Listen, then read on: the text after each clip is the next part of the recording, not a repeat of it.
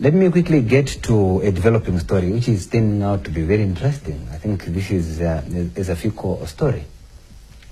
As you may be aware that I'm coming from the copper belt. If you may call it, you know, from a street language, I'm a copala. I don't know for some of you, but here is the issue that I think I need to put into perspective. When you look at the way the forestry areas are designed on the copper belt, in the area of Kalolushi, in the area between Chingola and Kitwe, the area between Kitwe and Ndola, you know, and also some parts of Ndola rural, we will note that also the term copper belt was born from a realization that it is an area which has copper deposits. Now, where mining has taken place, you can't put up anything because of open pits. Now, where these forests are sitting, there are deposits of copper there. I think people need to be reminded. There are deposits of copper, that's copper belt. There are deposits of cobalt, there are deposits of emerald. That's what you find on the copper belt. There is no land on the copper belt that is taken for granted. Almost everywhere you go, you'll find some minerals. That is number one. Now, if this is the situation, and Zaffico is presiding over an area which has copper, which has emerald, which has cobalt, then we should see beyond Zaffico as an entity. We should be talking of the interests of an investor, especially that this particular company is a viable entity, meaning it has the capacity to generate profits, knowing that timber is expensive, so it can be a very good source of revenue.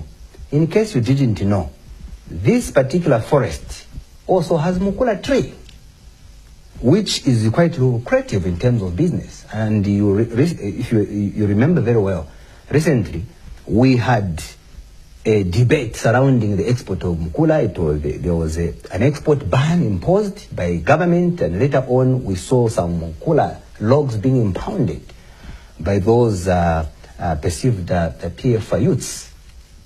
Now, if the area has mukula, and then the Chinese are targeting timber, I should be more worried as a Zambian. Okay?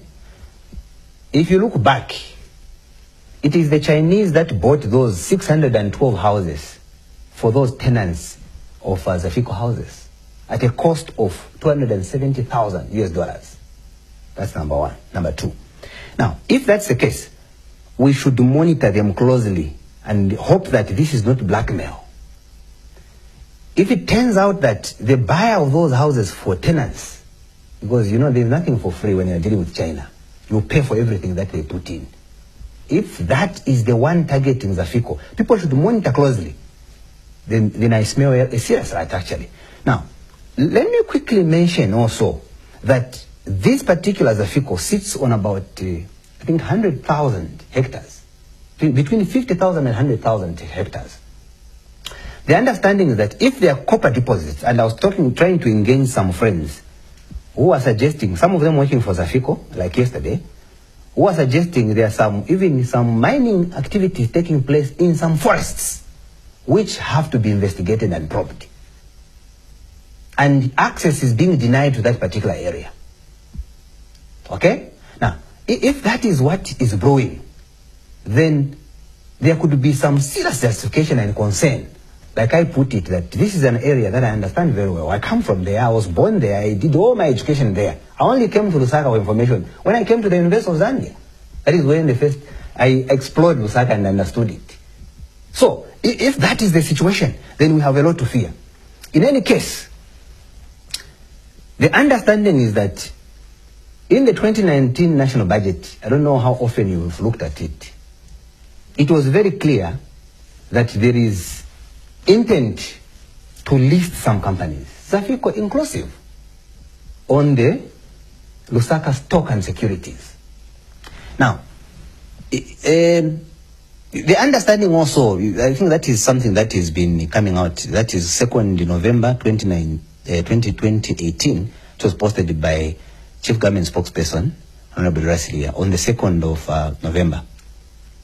Now, this is information that is just developing. It's not the first time that this information is circulating, where they're saying those that are purporting that it has been sold are false. Okay, I think we've dealt with the issue of selling.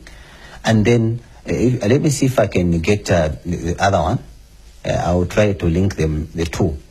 When you look at the tender for the provision, that's Industrial Development Corporation. Tender for the provision of transaction advisory services to list Zambia Forestry and Forest Industries Corporation. That is Zaffico. That is in Ifu, because Zaffico is an acronym. Okay, on the Lusaka Securities Exchange. Now, the ones doing that in October on the 3rd is a government institution called IDC. Now, I'm baffled to learn that citizens are debating about the evidence, bring the evidence, when the government has provided you with the evidence with an institution that they listed it. That is a sale through listing shares.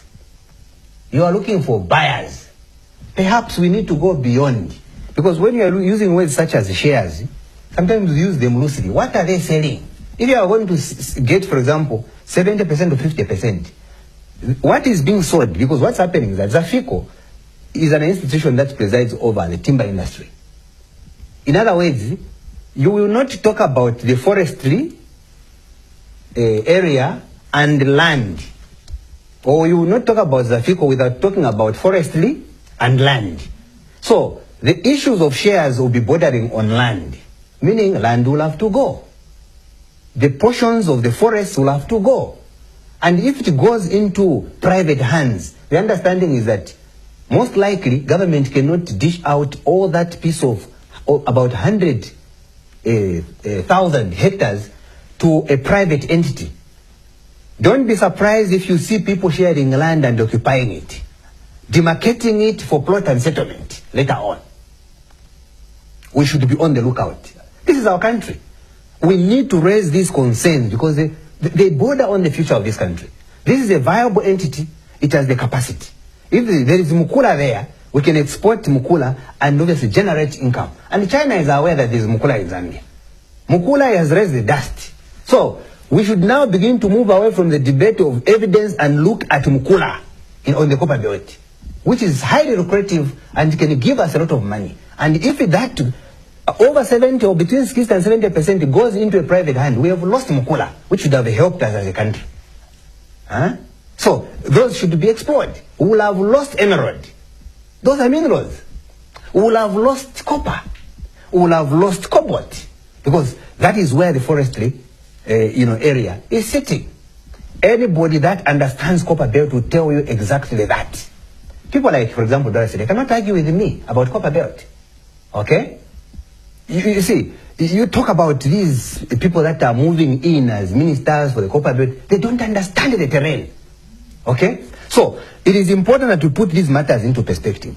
There is more that we need to begin to debate, as opposed to the idea that has been pushed to an opposition leader HH of evidence. When there is evidence from IDC, they advertise themselves. 2019 national budget has a clause in it suggesting the listing of this particular company, meaning it will no longer be in government hands. Shares will be floated. I don't want to repeat myself by talking about the forms of selling companies, because we've talked about them ably. Let me also point out that if we argue from the point of view of the fact that between 60 and 70% shares will have to be sold, I don't think there is a single Zambian that has the capacity to buy those shares. I don't think so. What could be the reason? The reason is that this is a very big company. It's not a small company. You're talking about 100,000 hectares. It's a very big company. How many Zambians have the capacity with that experience to buy that? Most likely you're going to see even a foreign company. I wouldn't be surprised if a particular company has already been designated to get the shares that are being floated. I wouldn't be surprised. But obviously posterity will have to judge us. I must mention that it's a viable entity and we have to be on the lookout. This is our property, and if we allow people coming from abroad to take over everything at the expense of the locals, we are finished. We cannot run things sustainably. We'll have lost mukula tree, we'll have lost cobalt, we'll have lost gold, we'll have lost copper, because that is what is found there. Especially mukula. I'm very much interested in mukula. You sell the forest where you find the mukula, you have lost it. And yet we have the youths that have been denied, access to this particular tree, to export so that we can generate the needed revenues in this country. So who has interests in that mukula which is found on the copper belt? Who is expressing interest? Who is looking beyond Zaffico to the mukula, which has been highly contested? Obviously, you would also love to sell mukula because it fetches a lot of money. So that's the amount.